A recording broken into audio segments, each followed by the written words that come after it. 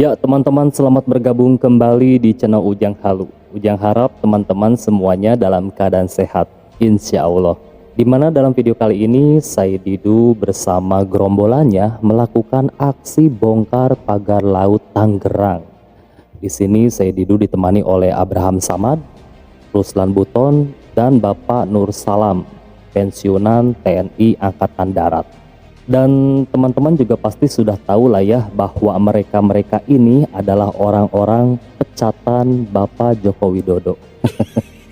Nah, seperti apakah videonya? Mari kita simak. Ini saya bersama putra-putra asli Sulawesi, Bung Abraham Samad, dan di belakang saya ada Bang Said Didu, ada Bang Nur Sam, Kolonel. Kita sama-sama komit untuk melaksanakan satu rangkaian kecintaan terhadap bangsa ini di PIK 2, tepatnya melaksanakan pembongkaran pagar, ya. Tapi dalam pembicaraan ngobrol-ngobrolan tadi, kami sempat berkelakar bahwa kita berjuang mati-matian di Banten, tanah Banten ini, tetapi kita mungkin di Sulawesi juga, di daerah kita sendiri ada persoalan seperti ini. Nah, ini sesuatu yang sangat tidak bisa kita biarkan.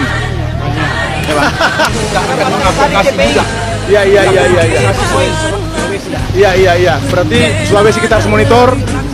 Jika ada juga hal-hal yang seperti ini, berarti kita orang pertama yang terjun ke lapangan. Kita akan datang. Ya, luar biasa. Pak Abraham Samad, salam sehat selalu.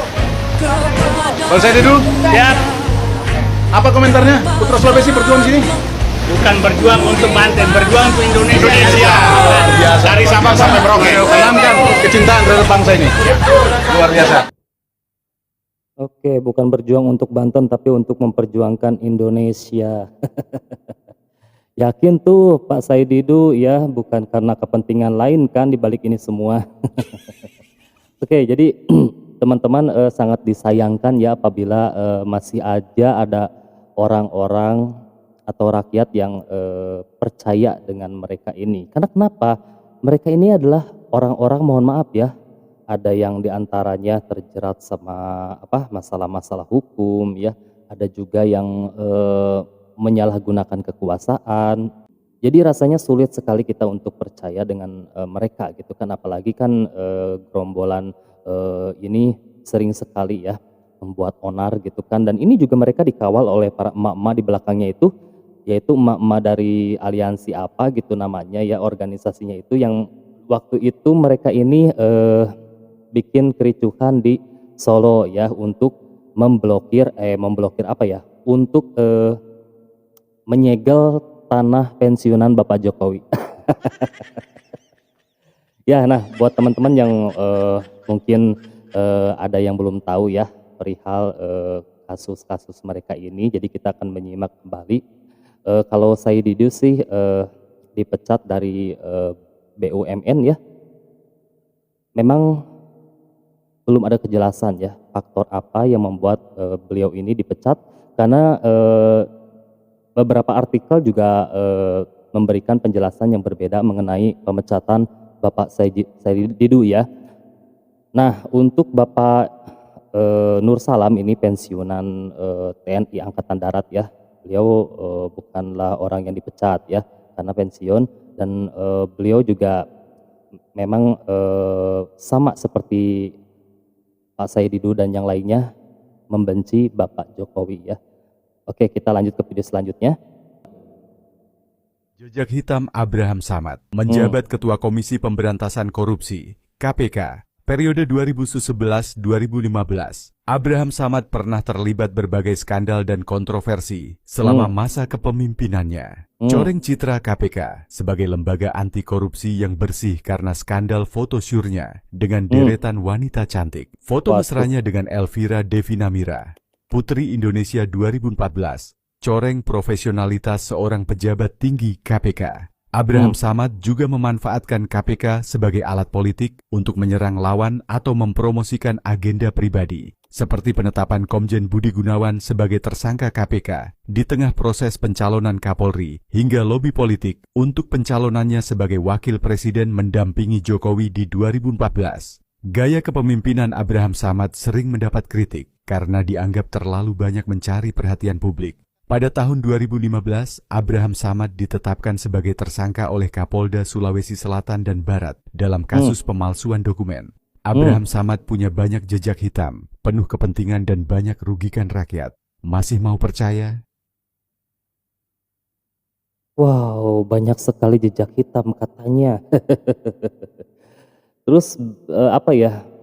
Nah ini untuk Pak Abraham Samad ini beliau menyalahgunakan kekuasaan ya, dan dimana di sini juga ada Pak Abraham Samad yang melobi ya, melakukan lobby politik gitu kan untuk menjadi wakil presiden mendampingi Bapak Joko Widodo ya. Cuma caranya tidak sehat ya. Oke, out of topic tapi gue bahas. Oke, ini sumbernya gue ngambil dari Detik. Jejak Ruslan Buton dipecat tak terhormat dari TNI karena kasus pembunuhan petani. Ruslan Buton yang ditangkap karena mendesak Presiden Jokowi mundur. Dia pecatan TNI AD.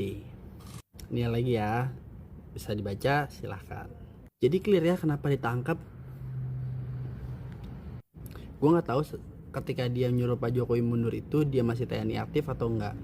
Yang jelas kalau dia TNI aktif dia udah salah, karena menyuruh presiden mundur itu sama aja menyalahi aturan di TNI. Bagaimanapun presiden itu panglima tertinggi TNI. Gimana bawahan bisa nodong-nodong panglimanya?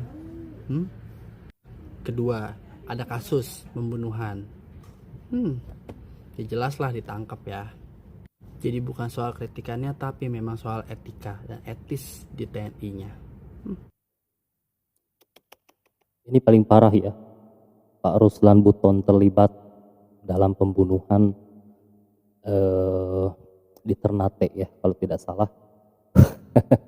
Jadi mau gimana kita ini percaya sama mereka ini, karena rekam jejak mereka ini sangat hitam ya, bisa dibilang seperti itu gitu kan. Dan di sini mereka lagi-lagi mengatasnamakan rakyat gitu. Ini pasti ada sesuatu di balik ini semua gitu ya. Ada kepentingan lain. Jadi mereka ini punya misi tersendiri gitu. Bukan untuk rakyat. Jadi sangat disayangkan apabila rakyat itu percaya sama mereka bahwa mereka sedang diperjuangkan gitu kan. Karena di balik itu semua mereka juga adalah sesuatu yang ingin mereka capai gitu kan teman-teman. Oke, lanjut lagi.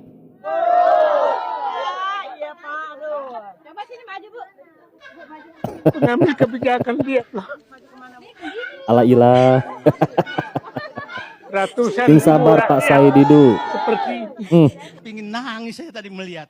Kalau Bapak mau nangis silahkan nangis. Apa urusannya Bapak mau nangis? kalian gusur. Ini waktu disemprot Bu Irma. Lihat anak-anak. Lihat anak-anak. Mereka mau hidup kemana anak-anak seperti ini? Itu pasti disuruh ya Pak ya Nangis buat aja, nangis. Bapak. Kalau mau nangis, tidak ada masalah. Anak-anak masih kecil. Pingin nangis saya tadi melihat. Tega kalian. Nangis saja Bapak. Boleh, lanjut Kalau ya. mau nangis, tidak ada masalah. Tega kalian. Abang ini.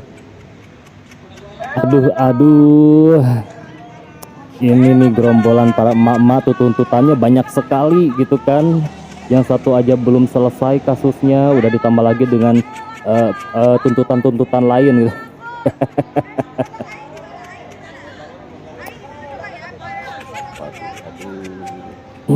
Ini mereka nggak capek gitu ya, setiap hari mereka di jalanan terus. Ini gimana mereka tidurnya, gimana mereka makannya, mandinya ya. Joko Widodo. Jadi surat panggilan kepada Joko Widodo di Desa Sumber, daerah Solo sana juga sampai dan diterima. Tapi kita tahulah kalau si Raja Ngimbul itu pasti tidak datang. Tapi tetap kita panggil karena ini kewajiban kita sebagai warga negara memanggil seorang Jokowi lewat lembaga peradilan. Kalau saya panggil sendiri kan nggak bisa. Jangan sampai keduluan dipanggil malaikat pencabut nyawa.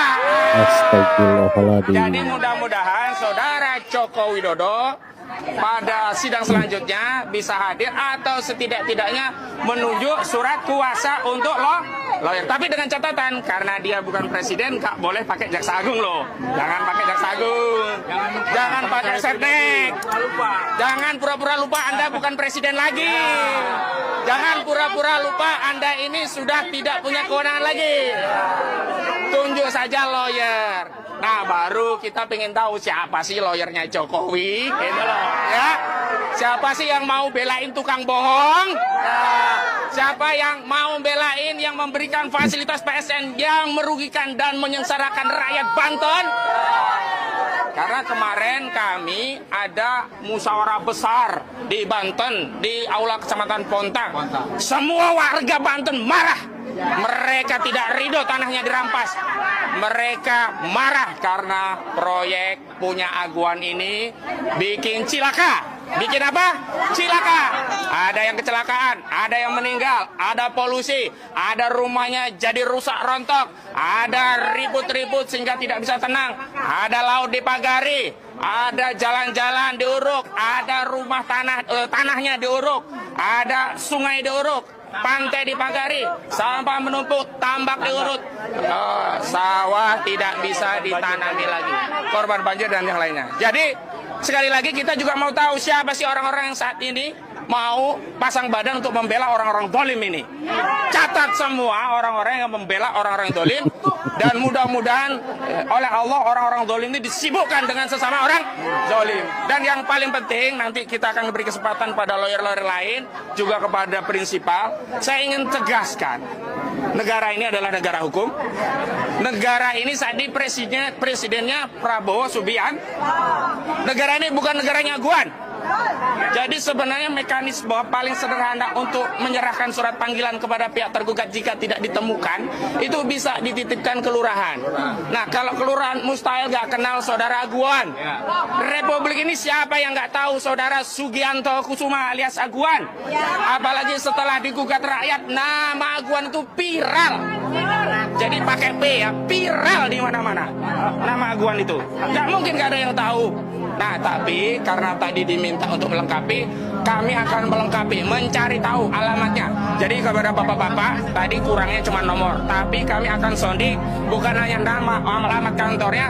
Kalau perlu kami carikan alamatnya rumahnya sendiri, atau alamat rumahnya di Singapura. Kita kasih semua. Ya, biar dia tidak ngumpet lagi. Biar dia datang ke pengadilan untuk mempertanggungjawabkan proyek PIK 2 yang telah menyengsarakan rakyat. Demikian, Assalamualaikum warahmatullahi wabarakatuh. Ini pengacara, tapi mulutnya kayak emak-emak lagi komplain perabotan. Ya kalau mau nuntut ya nuntut aja gitu ya, jangan pakai sambil menjelek-jelekan Bapak Jokowi gitu kan. Kalau memang ada bukti-buktinya gitu, Bapak Jokowi terlibat dalam PIK 2 ini gitu kan. Ini pengacara juga kadang rata-rata mereka ada misi tertentu teman-teman, jadi mereka untuk melambungkan nama mereka dan menaikkan pamor mereka di dalam dunia hukum gitu ya. Mereka terlalu over gitu ya menyampaikan sesuatu ke ke publik itu, jadi biar mereka itu terkesan wow gitu kan. Padahal kita lihat saja dari cara bicaranya nih, masa sih pengacara tidak bisa menjaga mulutnya gitu ya. Jadi kita bisa melihat juga kapasitas dari seorang pengacara ini gitu. Kalian setuju gak? Semakin Pak Jokowi diserang, maka namanya akan semakin melambung. Kok bisa? Ini dia. Jadi gini guys, saya tuh bingung banget ya sama lawan-lawan politik Jokowi. Sebenarnya mereka itu paham gak sih konsep branding? Jadi ketika seseorang punya personal branding yang sangat kuat, maka ketika namanya terus diperbincangkan, entah itu dalam hal positif maupun negatif, maka secara otomatis namanya juga akan semakin naik. Seperti contohnya yang terbaru ini ya, ketika Pak Jokowi ini dimasukkan dalam list daftar orang terkorup 2024, maka artinya justru nama Pak Jokowi ini akan terus diperbincangkan sampai kapanpun. Terlebih lagi, Pak Jokowi ini sebenarnya sudah punya base fans, atau orang-orang yang sudah suka terhadap Pak Jokowi itu banyak banget. Sehingga ketika ada berita melenceng, apalagi muatannya itu negatif, tapi setelah dicek ternyata berdasarkan voting, dan diduga juga nih ada media dari Indonesia yang juga bekerja sama dengan lembaga yang memasukkan Pak Jokowi sebagai orang terkorup 2024. Jadi kelihatan banget nih ulahnya siapa. Dan saya jadi menduga juga nih, sebenarnya lawan-lawan politik Pak Jokowi itu nunggu Pak Jokowi blunder. Tapi ternyata Pak Jokowi ini bukanlah orang yang mudah dipancing. Mau dipancing dengan hal apapun, beliau ini bisa membaca situasi dan bisa berhati-hati dan menjaga ucapannya. Sehingga pendukung-pendukung pendukung Pak Jokowi pun nggak bisa terprovokasi. Nah, maka dari itu guys, saya juga telah membuatkan untuk kalian sebuah trik manipulasi dan trik psikologi yang bisa membuat kita membaca situasi, membaca pikiran orang lain dan tidak mudah terpengaruh. Yang bisa kalian temukan di link bio profil saya. Yang saya jamin kalian tidak akan menemukan dimanapun ilmu ini. So, sebenarnya lawan-lawan politik Pak Jokowi ini harusnya paham ya. Contoh realnya adalah Heru Krenger, di mana dia nggak pernah disebut yang akhirnya semakin redup guys. Ya, jadi saya juga berharap ya. Saya berharap ketika Bapak Jokowi itu ditanya oleh wartawan mengenai tudingan-tudingan dari orang-orang yang membencinya, saya berharap sekali Pak Jokowi melakukan perlawanan. Perlawanan melalui lisan. Tapi itu tidak pernah terjadi, teman-teman. Karena memang level berpolitiknya Bapak Jokowi itu luar biasa. Inilah yang membuat saya ini sangat mengagumi sosok beliau ya. Jadi beliau itu pandai sekali menerka situasi gitu ya. Karena beliau tahu betul bahwa lawan-lawan politiknya atau para pembencinya ini sangat mengharapkan Bapak Jokowi melakukan perlawanan gitu kan. Tapi Bapak Jokowi itu tidak tidak ecek-ecek seperti itu. Cara perlawanan beliau itu sangat elegan, sangat terhormat dan sangat negarawan banget gitu kan. Jadi kita ini sangat bangga sekali punya mantan presiden seperti Bapak Jokowi ya, yang selalu santai menanggapi isu-isu yang menyeret namanya gitu kan. Jadi brandingnya Bapak Jokowi ini luar biasa besar sekali teman-teman. Bahkan sampai sekarang pun sebagai bukti beliau sudah selesai dengan jabatannya sebagai presiden, masih tetap orang-orang berbondong-bondong antri panjang untuk bisa bertemu dengan Bapak Joko Widodo. Luar biasa sekali ya, mantan presiden kita satu ini. Nah, mungkin sekian video kali ini teman-teman. Itulah tadi aksi pembongkaran pagar laut Tangerang yang dilakukan oleh Said Didu CS. Ini adalah momen menarik di mana orang-orang yang dipecat Bapak Jokowi reuni di sini ya. Di mana mereka ini selalu menarasikan hal-hal buruk kepada Bapak Jokowi, bahkan menggaungkan untuk memaksulkan Bapak Jokowi ketika Bapak Jokowi masih menjabat sebagai presiden ya. Ini suatu bukti betapa sakit hatinya mereka dipecat oleh Bapak Jokowi. Tapi itu adalah konsekuensi yang harus diterima ya, apabila mereka memang melanggar dengan aturan-aturan yang ada gitu kan. Nah, Ujang Halu pamit, terima kasih sudah menyimak.